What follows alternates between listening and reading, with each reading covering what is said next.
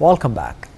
President Abdel Fattah al-Sisi received the Bahraini King Hamad bin Isa Al Khalifa, who arrived at the Cairo International Airport to discuss bilateral relations. Presidential spokesman Bassam Radi said that the two leaders held talks which tackled means of boosting bilateral relations with Bahrain in all domains. The talks also tackled the latest developments of the regional issues of mutual concern. The details in the upcoming report.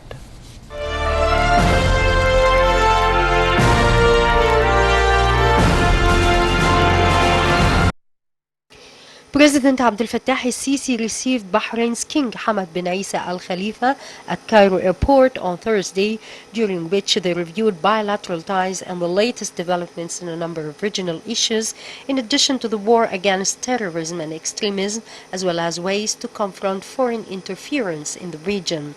Presidential spokesman Ambassador Bassam Radi said President al-Sisi welcomed King Hamad in his second country, Egypt, and stressed the high status that Bahrain enjoys for Egyptians.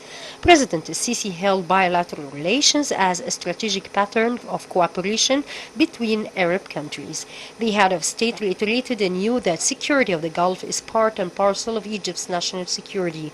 For his part, King Hamad praised strong relations that bind the two nations and expressed his country's keenness to enhance and promote mechanisms of bilateral relations in various domains with the aim of realizing mutual interests of the two peoples.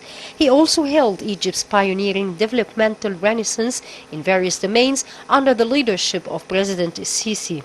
The Bahraini king expressed his appreciation of Egypt's constant supporting stances and its big contributions over decades in consolidating the path of renaissance and development in Bahrain. He also hailed Egypt's historic and pioneering role in preserving Arab issues and interests in supporting foundations of peace, security, and stability in the Middle East. The two leaders agreed to consolidate efforts which are aimed at reaching political settlements for regional crises the countries are suffering from, hailing the peace agreement being reached recently in Yemen as a big step to solve the Yemeni crisis. Ahead of the Bahraini leader's arrival, Radi said the visit of the Bahraini monarch comes within the framework of bilateral meetings which gather the two leaders with the aim of continuing consultations and coordination on means of enhancing bilateral relations in various domains. Radi noted that the meeting is also taking place within the framework of deep ties which bind the two nations' leaderships and peoples. President Abdel Fattah al-Sisi attended the celebration marking the birth of Prophet Muhammad, peace be upon him, during which the President called on the people to follow in the footsteps of the Prophet to achieve progress and confront the difficulties. President al-Sisi vowed that extremism and terrorism would not undermine the will of the Egyptian people to create a better future. The details follow. President Abdel Fattah al-Sisi confirmed on Thursday that hardships endured by Prophet Muhammad, peace be upon him, to deliver his message, teach us to endure pain and be patient in facing difficulties. Speaking during a celebration to commemorate the birth of Prophet Muhammad, the President called people to follow the Prophet's steps while working to achieve progress and prosperity for Egypt. President al-Sisi expressed his confidence that God would crown efforts to achieve decent and safe life for Egyptians with success. The head of state stressed that extremism and terrorism would not undermine the will of the Egyptian people to create better future.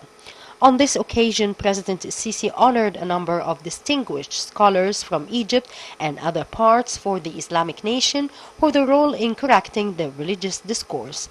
Addressing the gathering, Grand Imam of Al-Azhar, Ahmad al-Tayyib, shed light on ethics and values being learned from Prophet Muhammad, peace be upon him, and the importance of applying them for the sake of the society. Al-Tayyib said that Al-Azhar is now working on drawing a map for renewing religious discourse and raising cultural awareness, as well as protecting citizens from extremism. For his part, Minister of Religious Endowments Muhammad Mukhtar Goma delivered a speech on the ministry's efforts to reform the religious discourse, training scholars in confronting extremism through cooperation among different ministries. Goma said there is a need for a revolution in thoughts to uproot extremism and put religious discourse back on the right track.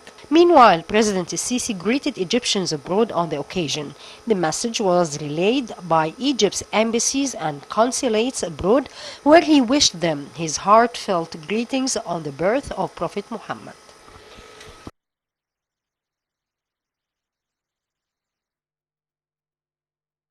Prime Minister Dr. Mustafa Madbouli stressed that the country supports the plans to develop the Egyptian merchant fleet, being an axis of economic development.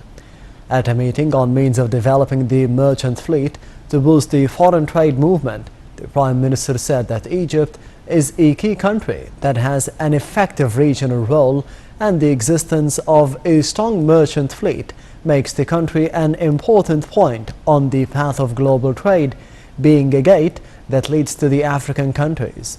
He stressed the significance of coordination between the Ministry of Transportation and the business sector to have one vision to upgrade the fleet and the companies in the field of marine transport.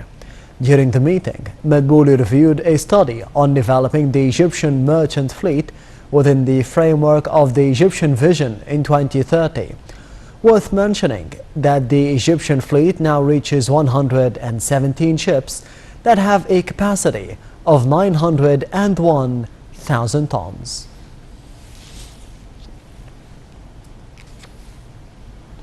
After night-long talks in Washington, Foreign Minister Sameh Shoukry described the U.S.-sponsored talks on the Ethiopian so-called Renaissance Dam as positive and have set a clear and precise framework for the negotiations on the disputed issue. Shoukry said that the foreign ministers of Sudan and Ethiopia had agreed to hold 4 emergency meetings by the irrigation ministers of the 3 countries, with the participation of representatives from the United States and the World Bank. The top diplomat stressed that such meetings should finally lead to a consensus on the filling and the operation of the Renaissance Dam by January 2020. He went on to say that 2 other meetings would also be held in Washington at an invitation from the American Treasury Secretary Steven Mnuchin to evaluate the progress of the negotiations. Shoukry said that President Abdel Fattah al-Sisi appreciated the American President Donald Trump's sponsorship of the negotiations, as he had met the top diplomats of Egypt, Sudan and Ethiopia, reflecting the strategic relations that bind Egypt and the United States. Finally, the top diplomat said that Egypt was seeking a balanced agreement with Ethiopia that enabled Addis Ababa to achieve the goals from the Renaissance Dam without harming the Egyptian quota from the Nile water.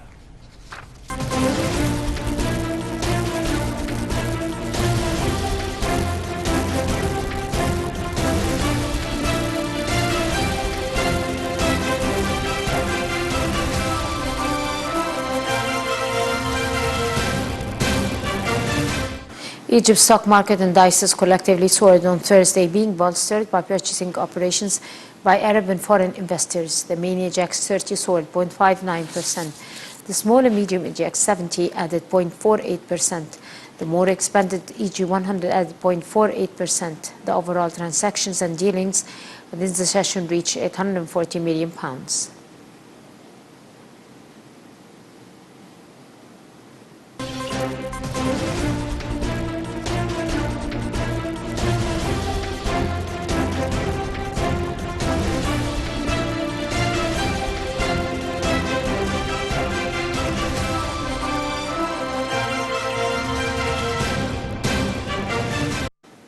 Egypt snatched a hard-fought 1-0 victory against Liberia in a pre-AFCON qualifiers friendly match thanks to Hamdi Fathi's late goal.